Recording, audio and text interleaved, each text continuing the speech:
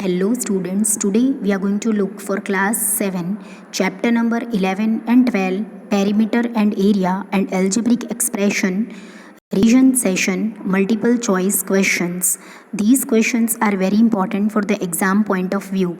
So after completing the whole chapter, clearing all the concepts, I recommend you to watch this video. Without wasting any time, let's begin with the MCQs. Question number 1. See, here I have taken all the simple formulas which you need to refer from the chapter number 11, that is perimeter and area, and I hope you know all the formulas properly. Area of a circle. See, if the circle is there, then this inside part is known as the area. तो इसका area कितना हो जाएगा? What is the formula? That is pi r square is the correct answer. Next one, area of a triangle is equal to dash. The answer is this, half multiply base multiply height. Next one, the circumference of a circle is equal to dash. The answer is option number A, 2 pi r. See, circumference means what? It is the perimeter of the circle. But in case of circle only we are using the word circumference, else for all the other shapes we are using the word perimeter. This also you should know. Fine. So the formula for circumference of a circle is 2 pi r. Next one, circumference of the semi circle. क्या बोल रहे हैं? Circumference of the semi circle मतलब जो आधा circle होता है उसका जो सेमी सर्कमफ्रेंस होता है वो कितना होगा? Pi R. What is the formula? Pi R. Because see देखो, अगर पूरे सर्कल का 2 पाई आर है तो इसको आपको हाफ करना पड़ेगा ना सेमी सर्कल के लिए, क्योंकि semi circle means half circle. So 2 and 2 cancelled, क्या बचेगा आपके पास? पाई आर. तो यह आंसर हो जाएगा आपका पाई आर. इस तरीके से आपको कंसेप्ट के साथ आप चीज़ें याद रखोगे तो आपको लाइफ टाइम के लिए चीज़ें याद रहेंगी. Next one, area of rectangle is equal to dash, L cross B. Simple formula.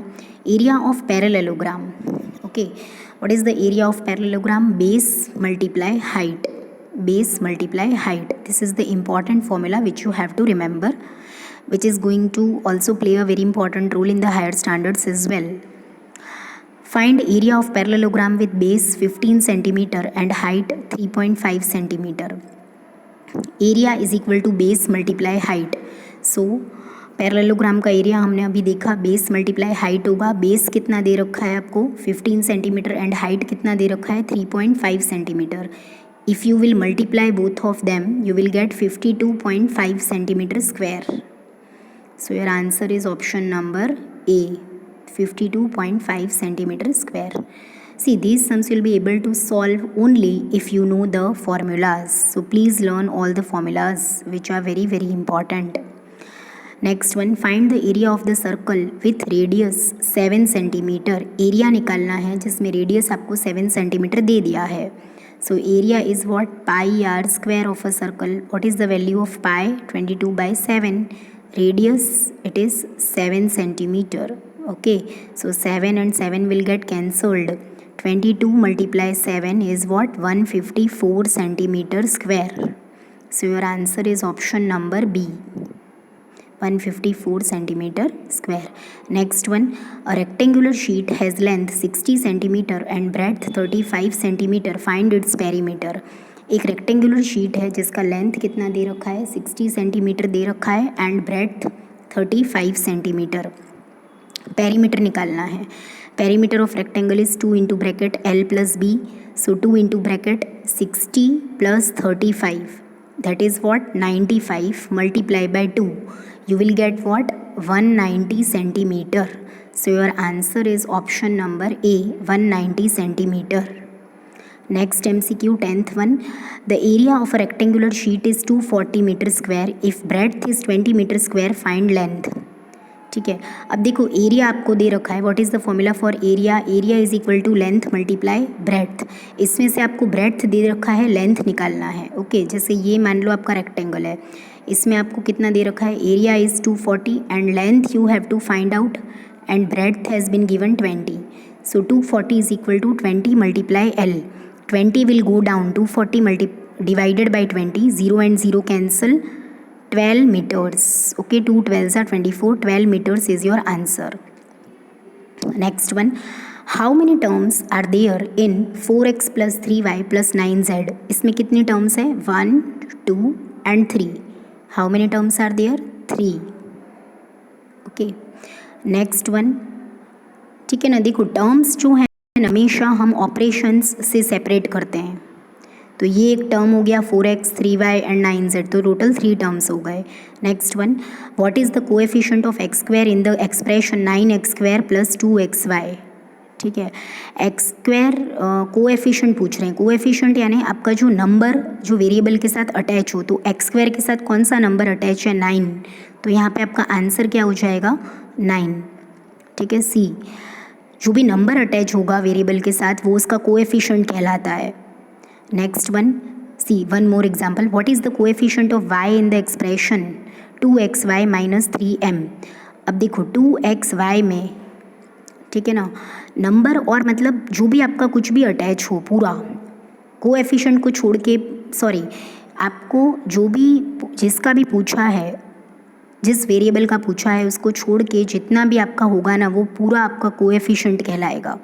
तो इस केस में 2 गलत आंसर होगा, x भी गलत आंसर होगा. 2x will be your right answer. Okay, many of the students are making mistake here, so please take note of it. y का आपसे पूछा है तो 2x पूरा आपका कोएफिशिएंट हो जाएगा. ओके, जनरली नंबर्स होते हैं, लेकिन आपका जब इस तरह का क्वेश्चन आए तब आपको ये पूरा कोएफिशिएंट लेना है 2x. Find like terms. अब लाइक टर्म्स क्या होते हैं? The terms which have the same power and same variable that are known as like terms. तो यहाँ पे हम देखते हैं same variable same power, 3a 4p नहीं होगा, -3a प्लस 4a. ओके, ये लाइक टर्म हो जाएगा आपका, और ये तो है ही नहीं क्योंकि यहाँ पे n आ रहा है. देखो यहाँ पे दोनों में a है और a का पावर भी क्या है? 1 है, तो ये आपका क्या कहलाएगा? लाइक टर्म कहलाएगा. Okay, next one, simplify 21b minus 32 plus 7b minus 20b. इसको सिंप्लीफाई करेंगे हम इधर तो क्या आ जाएगा? लाइक टर्म्स हम साथ में ले लेंगे, 21b plus 7b minus 20b minus 32. Okay, इसको आप सिंप्लीफाई करो. 21 plus 7 28 minus 20b minus 32. 28b minus 20b that is what? 8b minus 32. Okay, 32 के साथ कोई भी टर्म है नहीं तो वो खाली 32 ही रहेगा. So your answer is option number A, 8b minus 32. Okay, देखो दूसरे ऑप्शन थोड़े कन्फ्यूजिंग हैं तो हमें सही ऑप्शन चूज़ करना आना चाहिए. 16th one, subtract minus 5y square from y square minus 12xy.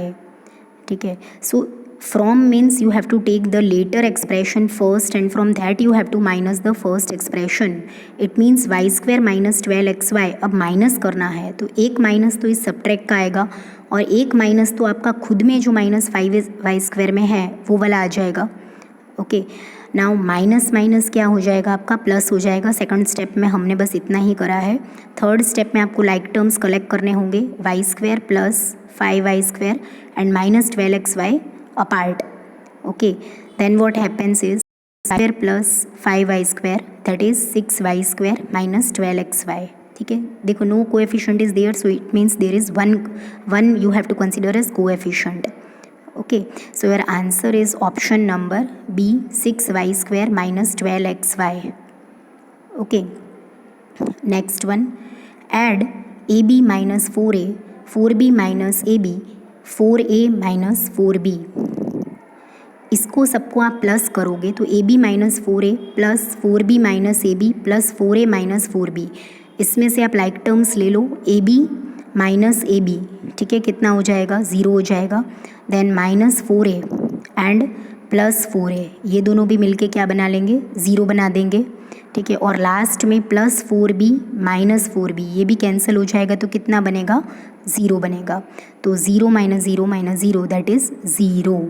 Okay, see many of the students are writing the answer here. One, they are making mistake. Please don't make mistake here. The answer is B, option number B, that is 0. सब कुछ cancel हो जाता है तो answer हमेशा 0 आता है. So I hope everybody enjoyed and understood the video properly. अगर कोई भी डाउट्स है तो आप कमेंट कर सकते हैं कमेंट सेक्शन में. and subscribe my channel for more such videos. Share among your friends, and in the next videos I'll be bringing up the MCQs of the other chapter as well. Thanks for watching.